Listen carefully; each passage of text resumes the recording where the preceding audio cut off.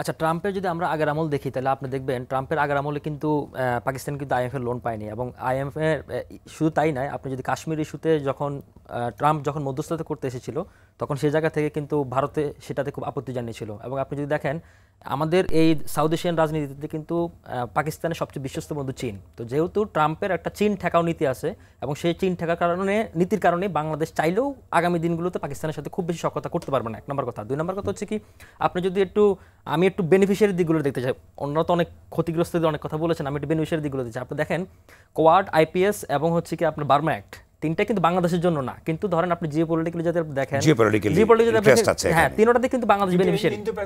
Indo Pacific স্ট্র্যাটেজির জন্য আমি সেটা তো বললাম আইপিএস, ইন্দো প্যাসিফিকের জন্য কোয়াড এবং হচ্ছে কি আপনার বার্মা অ্যাক্ট। আপনি দেখেন বার্মা অ্যাক্টে চায়নার যে জান্তা জনদস্যু সামরিক অভিযান এবং হচ্ছে কি তাদের বাণিজ্য ঠেকানোর জন্য বার্মা অ্যাক্ট করা হয়েছিল, কিন্তু এটাতে কিন্তু আবার বাংলাদেশ বেনিফিশিয়ারি।